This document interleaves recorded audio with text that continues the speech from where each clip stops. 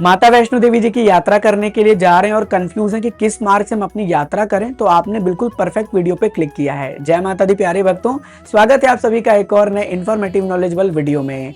दरअसल माता रानी के दरबार जाने वाले करोड़ों श्रद्धालु हैं और सबका लगभग ये सवाल रहता है कि हम किस मार्ग से अपनी यात्रा करें, कौन सा मार्ग बेहतर है, मार्ग के अलग अलग फायदे और नुकसान बताएं।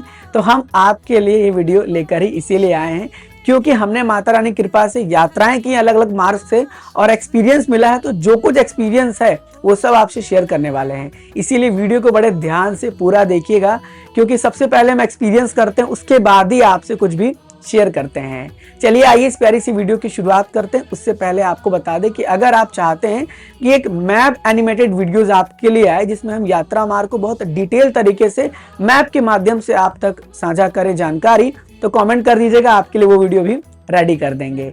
इस वीडियो को शुरू करते हैं और बात करते हैं सबसे पहले मार्ग की। देखिए माता रानी जी के दरबार जाने के लिए बेसिकली कटरा से अर्धकुंवारी तक दो मार्ग हैं। पहला जो मार्ग है वो बाणगंगा से अर्धकुंवारी वाला पुराना मार्ग है जिसे हम पारंपरिक मार्ग कहते हैं। दूसरा मार्ग जो है वो ताराकोट मार्ग है जो अभी रिसेंटली कुछ सालों में बना हुआ है, जिसको कि हम कह लीजिए एक तरीके से न्यू ट्रैक भी कहते हैं। तो बहुत डिटेल तरीके से समझते हैं पहले पुराने मार्ग के बारे में, जिसको कि हम ओल्ड ट्रैक या फिर कह लीजिए पारंपरिक रास्ता कहते हैं। माता वैष्णो देवी जी ने अपनी यात्रा उसी पारंपरिक रास्ते से की थी, जिसमें यात्रा में आने वाले कई पड़ाव आपको मिल जाते हैं, बाणगंगा, चरण पादुका और भी ऐसे अलग अनुभव करेंगे। उस मार्ग पर आपको जो है घोड़ा, पिट्ठू, पालकी की सुविधा मिलती है, पूरे तरीके से दुकानें मिलती हैं, हर जगह आपको लाइट्स की सुविधा मिलेगी, पानी की भी सुविधा आपको बहुत आराम से मिल जाएगी। अब देखिए नुकसान तो किसी भी मार्ग का नहीं है, कोई डिसएडवांटेज उतना नहीं है, लेकिन बस एक ही मुझे जो लगता है वो ये है कि रश बहुत ज्यादा रहता है। तो घोड़ा, पिट्ठू, पालकी भी सब चलेंगे और फिर आपको थोड़ा सा जो है अनकॉन्शियस फील हो सकता है। और दूसरा जो थोड़ा सा मेरे को लगता है वो है कि मार्ग थोड़ा इस तरह से है, मतलब चढ़ाई थोड़ी खड़ी हो जाती है। अब आते हैं ताराकोट मार्ग, जिसको कि हम नया ट्रैक भी कहते हैं। इस मार्ग की सबसे बड़ी फायदे आपको ये मिलेंगे कि इस पे आपको लंगर मिल जाएगा, इस पे आपको अलग अलग प्रकार का वाटिका मिलेगा, पुष्प वाटिका, जहां पर आप एक अलग अनुभव कर पाएंगे और फोटोग्राफी आपके लिए बड़ा बेहतर अनुभव हो जाएगा। इस मार्ग पर आपको इस मार्ग पर जगह जगह पानी की सुविधाएं मिल जाएंगी। इसके अलावा आपको पूरी तरीके से शेल्टर शीट कवर एरिया मिलेगा और साथ ही साथ आप इस मार्ग पर जब चलेंगे तो आप बहुत आराम से चलेंगे, क्योंकि ये मार्ग जो है ना वो कह लीजिए बहुत इस तरह से स्टीम मार्ग बनाया गया, बहुत हाई ऐसे नहीं है, बहुत ऐसे करके बनाया गया है। थोड़ा लंबा जरूर है, मैं आपको पहले ही बता दूं, जो इसका नुकसान यही है कि लंबा है लेकिन मार्ग ऐसे होते हुए ऐसे जाएगा।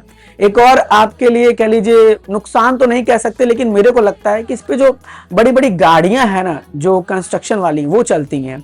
एक और आपके लिए थोड़ा सा कह लीजिए नुकसान की बात है, या मेरे अकॉर्डिंग कि आपको इस पर ना बिल्कुल भी पालकी और घोड़े की सुविधा नहीं मिलने वाली है।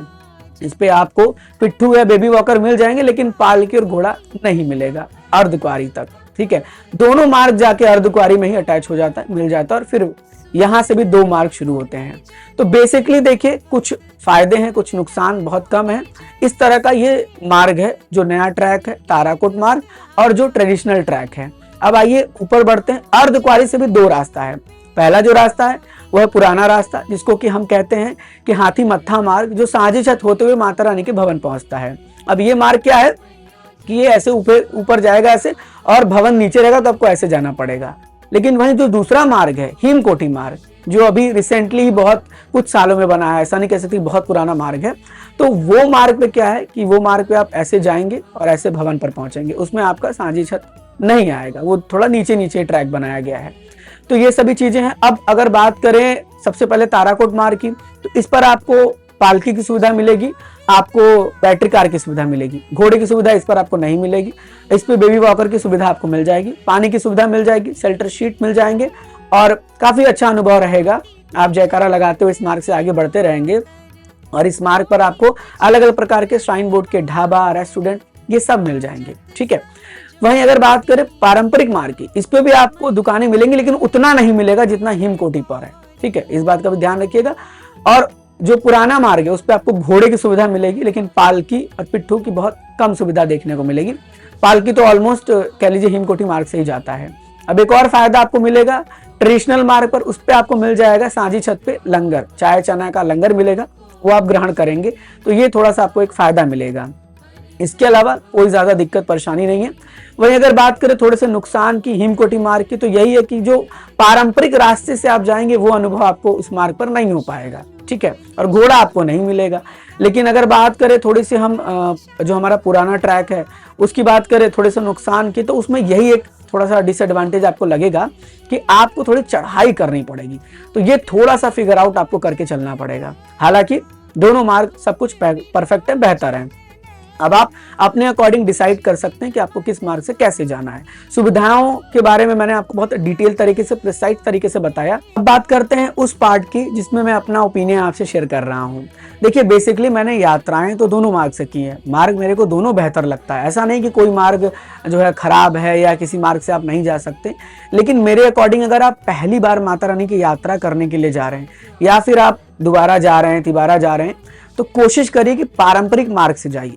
इसलिए क्योंकि पारंपरिक मार्ग जो आपका बाणगंगा से या कटरा से अर्धकुंवारी तक है, वहां पर आपको दर्शन हर पड़ाव के हो जाएंगे। बाणगंगा चरण पादुका के दर्शन करेंगे और अनुभव भी बहुत अच्छा रहेगा, ठीक है।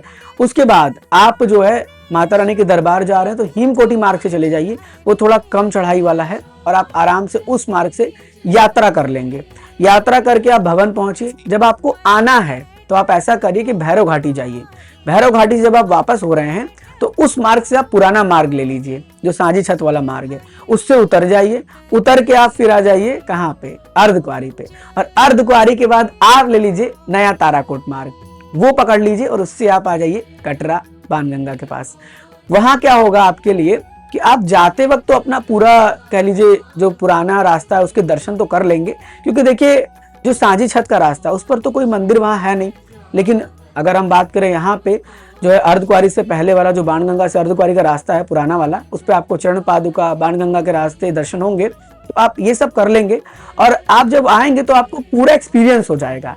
मतलब ताराकोट मार्ग पर आप लंगर भी ट्राई कर लेंगे, ऊपर भी आप पुराने मार्ग पर लंगर जो हलवा चने का प्रसाद सांझी छत में मिलता है वो भी ट्राई करेंगे, और जाते वक्त भी आप पूरा अनुभव करते चलेंगे। तो इससे आप पूरी यात्रा का एक अलग डिवाइन एक्सपीरियंस कर लेंगे, वो आपके लिए बड़ा बेहतर रहेगा। ये मेरा सुझाव है, अपनी अपनी अलग अलग सुझाव होती है, जिसको जो पसंद आए वो कर सकता है। मेरे को जो लगा, मेरे जो पर्सनल थॉट थी, मैंने वो आपसे शेयर किया। अगर आपको लगता है कि आप ताराकोट मार्ग से भी जा सकते हैं तो आपका स्वागत है, आप बिल्कुल जाइए। आपको हर प्रकार की सुविधा फायदे मिलेंगे और बहुत ज्यादा आप कनेक्टेड फील करेंगे, है ना, ये चीज आपको बड़ा अच्छा रहेगा। यात्रा किसी भी मार्ग से करिए, सच्चे हृदय मन से करिए, माता रानी को याद करिए, आपकी यात्रा माता रानी जी जरूर सफल करेंगी। चलिए, मुझे दीजिए इजाजत, फिर एक नई वीडियो में मिलने के लिए। ऐसे ही इन्फॉर्मेटिव नॉलेजेबल वीडियोस आपके लिए आती रहेंगी और आपको डिवाइन एक्सपीरियंस मिलता रहेगा। चलिए, माता रानी जी खूब ज्यादा प्यार दे, जल्दी बुलाएं। माँ भगवती जी ऑलवेज ब्लेस यू। जय हिंद, जय माता दी।